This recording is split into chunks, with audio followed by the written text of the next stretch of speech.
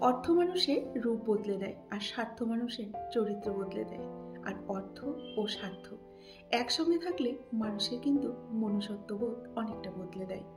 নমস্কার বন্ধুরা, আমি মিঠু। আমার এই রকমারি চ্যানেলে আজ আবার একটি নতুন ভিডিওতে আপনাদের সকলকে জানাই স্বাগত। আশা করছি সকলেই খুব ভালো আছেন আর সুস্থ আছেন। তাহলে চলুন আজকের ভিডিওটি শুনে নেওয়া যাক।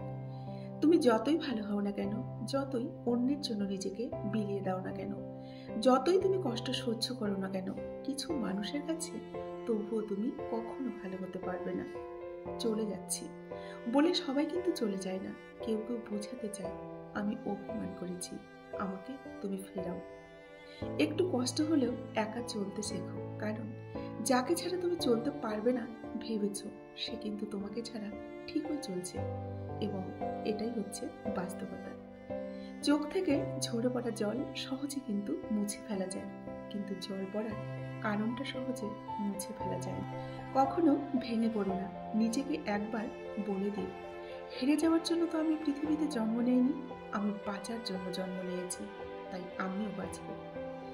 আগের নষ্ট করার সময়ের জন্য এখন আফসোস করলে এখনকার সময়টাও কিন্তু নষ্ট হয়ে যাবে। তাই সময়কে মূল্য দিতে শেখো, সময় কখনো নষ্ট করো না। জীবনে যত বেশি যে গুছিয়ে মিথ্যে কথা বলতে পারবে না, সেই কিন্তু মানুষের কাছে তত ভালোবাসা পাবে। কেননা এই যুগে সত্যবাদী মানুষের কিন্তু কোনো দাম নেই, তারা শুধু কষ্টই পেয়ে থাকে। সত্যি কথা বলতে গিয়ে তুমি আপন মানুষের কাছে অপ্রিয় হতে পারো, কিন্তু মনে রাখবে সৃষ্টিকর্তার কাছে তুমি কিন্তু সবসময় প্রিয়ই থাকবে। আপনি যদি কারো জীবনে পেন্সিল হয়ে সুখ না লিখতে পারেন, তাহলে চেষ্টা করুন অন্তত সুন্দর রাবার হয়ে কারো দুঃখগুলো মুছে দেওয়ার। নিজের বিপদের কথা শত্রুকে কখনোই বলো না, সে মুখে দুঃখ প্রকাশ করবে আর অন্তরে আনন্দ বোধ করবে। আজ ব্যর্থ হয়েছ বলে নিজেকে ভালো কাজ করা থেকে কখনোই বিরত করো না। হয়তো আজ তুমি ব্যর্থ হয়েছ, তাতে কি হয়েছে, চেষ্টা করে যাও, কাল অবশ্যই তুমি সফল হবে। উচ্চাসা যেখানে শেষ হয়, সেখান থেকেই কিন্তু শান্তি শুরু হয়। ভরসা তুমি তাকেই করো যে তোমার তিনটি জিনিস বুঝবে। এক হচ্ছে হাসির মাঝে লুকিয়ে থাকা তোমার কষ্টগুলোকে বুঝবে। দুই, তোমার রাগের পিছনে থাকা তোমার ভালোবাসাটা বুঝবে। আর তিন, তোমার চুপ থাকার পিছনে কারণটা সে খুঁজে বের করবে। তাকেই শুধু ভরসা করো, বাকিদের কখনোই ভরসা করো না। রাগকে মনে জায়গা দিলে সম্পর্ক নষ্ট হয়ে যায়। অভিমানকে মনে পুষে রাখলে দূরত্বের সৃষ্টি হয়। কিন্তু সব ভুলে ক্ষমা করে দিলে প্রতিটি সম্পর্ক কিন্তু স্থায়ী হয়ে যায়, তাই না? সুস্থ থাকার জন্য মানুষের হিংসা পরিত্যাগ করা উচিত, কারণ হিংসা মানুষকে ভেতর থেকে কিন্তু দুমড়ে মুচড়ে শেষ করে দেয় এবং গলিয়ে দেয়। ভালোবাসা আর মৃত্যু দুটোই কিন্তু নিমন্ত্রণবিহীন অতিথি। একটি এসে নিয়ে যায় আমাদের মন, আর একটি এসে নিয়ে যায় আমাদের জীবন। ভুল মানুষের সাথে চলার থেকে না একা বসে থাকা অনেকটা ভালো। জীবনে ঠকলে হয়তো বিশ্বাসটুকু নষ্ট হয়ে যায়, কিন্তু শেখা যায় জীবন থেকে অনেক কিছু। সম্পর্কের মধ্যে যখন জেদ চলে আসে, সেটা যে কোনো সম্পর্ক হোক না কেন, তখন কিন্তু জিতে যায় দুজনেই, শুধু হেরে যায় দিলে দিলে গড়ে ওঠা সুন্দর সেই সম্পর্কটা। সম্পর্ক শুধু রক্তে মাংসে করা দুটি শরীরের কিংবা কোনো জাত পাত উঁচু নিচু ভেদাভেদের উপর কিন্তু নির্ভর করে না।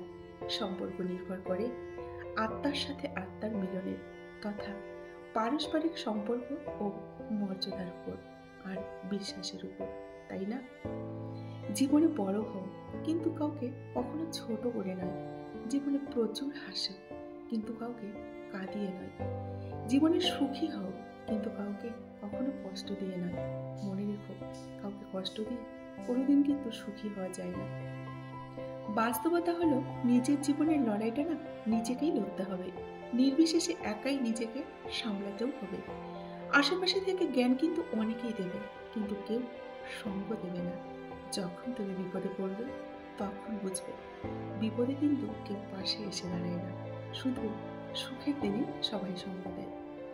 সম্পর্ক আর পরিবার এমন এক মূল্যবান জিনিস, যা সময় না দিলে নষ্ট হয়ে যায়।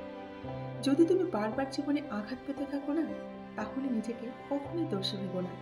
শুধু মনে রাখবে, যে গাছটির ফল যত মিষ্টি হয় সেই গাছটিতেই কিন্তু সবাই ঢিল মারে বেশি। সফলতার কাহিনী অপেক্ষা ব্যর্থতার কাহিনী তুমি পড়ো, সেখানে তুমি সফলতার দিশা অনেক খুঁজে পাবে। নিজেকে এমনভাবে বদলে ফেলো যেন সবাই সেই পুরনো তুমিটাকেই আবার খুঁজতে থাকে। বন্ধুরা, আজকের ভিডিওটি এখানেই শেষ করছি। যদি ভিডিওটি ভালো লাগে অবশ্যই একটি লাইক করে কমেন্ট করবেন। আপনাদের একটি লাইক আমার কাছে না অনেকটা মূল্যবান, আর আপনাদের সুন্দর সুন্দর কমেন্টগুলো করতে আমার ভীষণই ভালো লাগে। সকলে ভালো থাকবেন আর সুস্থ থাকবেন। দেখা হবে নেক্সট ভিডিওতে। ধন্যবাদ আমার সকল বন্ধুকে এতক্ষণ ধরে আমার ভিডিওটি সঙ্গে থাকার জন্য, আর নমস্কার।